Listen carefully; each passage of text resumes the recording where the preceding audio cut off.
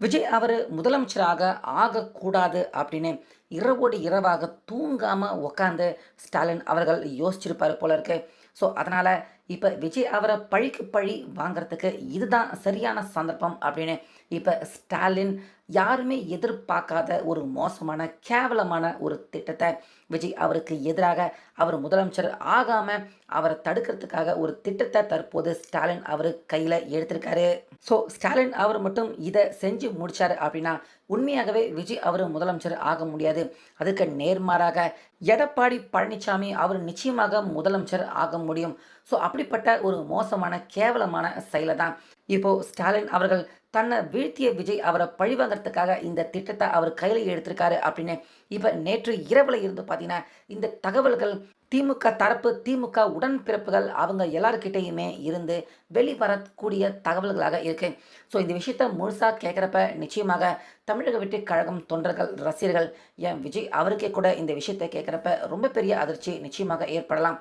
So அப்படிப்பட்ட ஒரு மோசமான செயலில் இப்போ ஸ்டாலின் அவர் இறங்க இருக்காரு. அது என்ன என்ன செஞ்சு அவர் விஜய் அவரை முதலமைச்சர் ஆக விடாமல் தடுத்து எடப்பாடி அவரை முதலமைச்சர் ஆக்க போகிறாரு. ஸோ இது சாத்தியமாக எப்படி இதை செய்ய போகிறாங்க அப்படிங்கிற முழு விவரம் எல்லாத்தையுமே இப்போது இந்த வீடியோவில் பார்த்துடலாம்.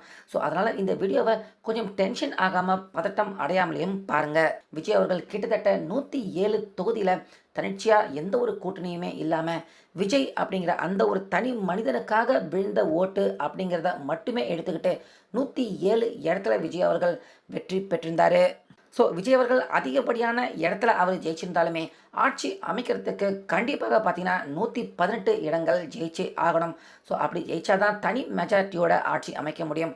அதுக்கு விஜய் அவர்களுக்கு பார்த்தீங்கன்னா எப்படி பார்த்தாலும் ஒரு 11 சீட் கண்டிப்பாக கம்மியாக இருக்குது. ஸோ இதுக்காக விஜய் அவர்களுக்கு நிச்சயமாக இந்த 234 தொகுதிகளில் மற்ற கட்சி கூட கூட்டணி வச்சுருந்தவங்க யார் வேணாலும் ஆதரவு கொடுத்தா நிச்சயமாக விஜய் அவர்கள் அந்த 11 இடத்துக்கு ஆதரவு கொடுத்தா போதும், விஜய் அவர்கள் முதலமைச்சர் ஆகலாம், ஆட்சியும் அமைக்க முடியும். ஸோ இதுக்காக நேற்று சாயந்தரமே பார்த்தீங்கன்னா விஜய் அவர் லீடிங்கில் வராரு. கண்டிப்பாக அவருக்கு ஒரு சில சீட் இடங்கள் தேவைப்படுது. அப்படிங்கிறப்ப உடனே பார்த்தீங்கன்னா ராகுல் காந்தி அவர் ஏற்கனவே முதல் ஆளாக ஃபோன் போட்டு விஜய் அவர்கிட்ட பேசிட்டாரு சொல்லிக்கிட்டு இருந்திருக்காங்க. ஸோ இந்த பரபரப்பான சூழ்நிலை தான் பார்த்தீங்கன்னா முதலமைச்சர் வேட்பாளர் அவரே பார்த்தீங்கன்னா அவருடைய அந்த கொளத்தூர் தொகுதியில் மண்ணை கவுறாரு.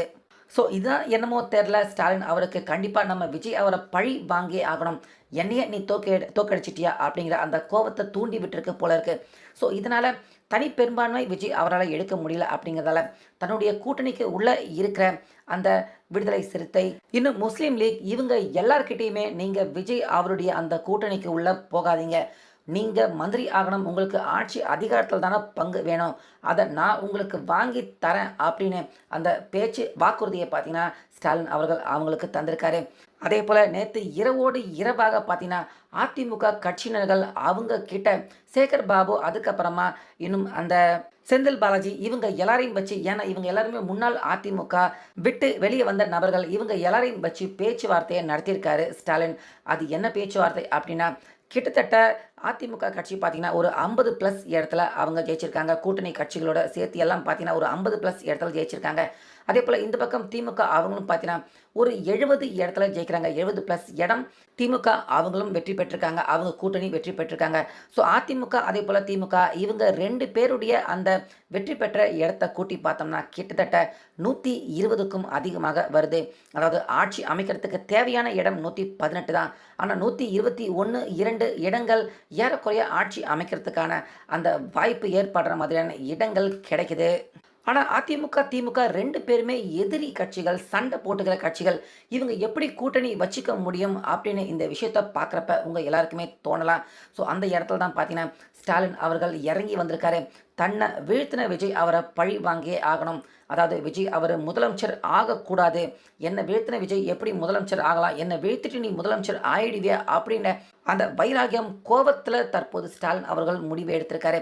அதாவது எங்களுக்கு ஆட்சி அதிகாரம் எதுலேயுமே பங்கு வேண்டாம், நாங்கள் எந்த ஒரு நிபந்தனையும் இல்லாமல் வெளியே இருந்து அதிமுக அவங்க ஆட்சி அமைக்கிறதுக்கான அந்த ஆதரவை தரும். அதாவது திமுக வந்து அவங்க எந்த ஒரு டிமாண்டும் வைக்க மாட்டாங்க. எங்களுக்கு எந்த ஒரு மந்திரி பதவி வேண்டும் அப்படிங்கிறதுமையும் டிமாண்ட் வைக்க மாட்டாங்க. வேணா கூட்டணி கட்சியில இருக்கிறவங்க அவங்க விஜய் பக்கம் போயிடக்கூடாது அப்படிங்கிறதுக்காக அவங்களுக்காக ஒரு சில டிமாண்ட் வேணா வைக்கலாம். அவங்களுக்காக ஏதாச்சும் ஒரு மந்திரி பதவி ஏதோ ஒன்று போட்டு கொடுங்க.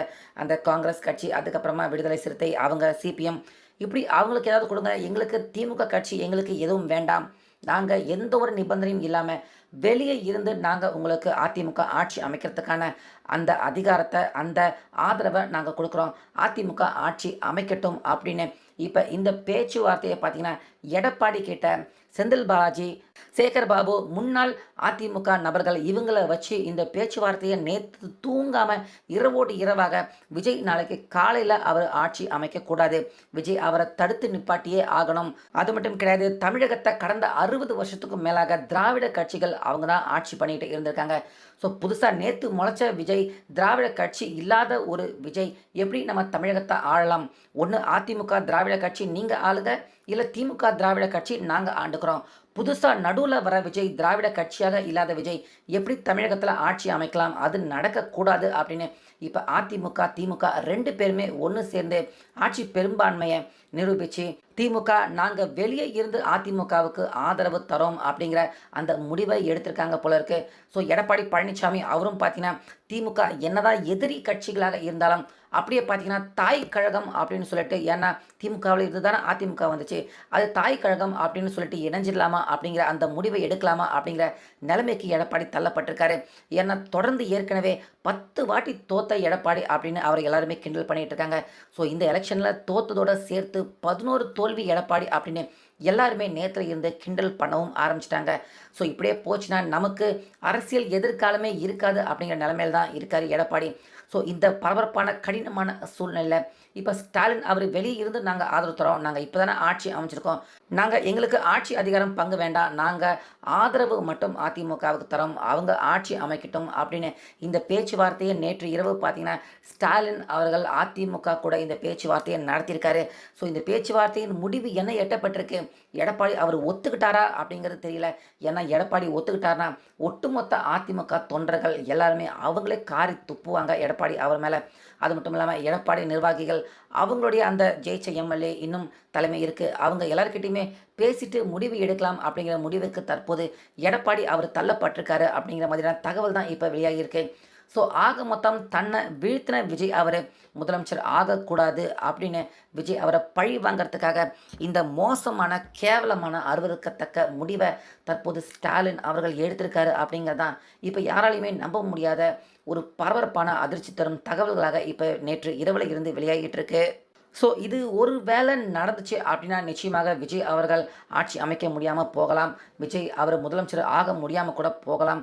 ஆனால் தமிழக மக்கள் நிச்சயமாக இந்த திமுக அதிமுக அவங்கள என்னென்னைக்குமே தமிழக மக்கள் எந்த காலத்திலையுமே மன்னிக்க மாட்டாங்க அப்படிங்கிறது நிச்சயமாக யாராலையுமே மறுக்க முடியாத ஒரு விஷயமாக தான் இருக்க போகுது. ஸோ வெயிட் பண்ணி பார்க்கலாம் ஸ்டாலின் அவர் சொல்லியிருக்க இந்த விஷயத்தை எடப்பாடி அவர் ஏற்றுக்கிறாரா? இதனால் உச்சக்கட்ட பரபரப்பில் தான் இருக்குது இப்போதைக்கு தமிழக அரசியல். ஸோ வெயிட் பண்ணி பார்க்கலாம் என்னென்ன நடக்க போகுது அப்படின்னு.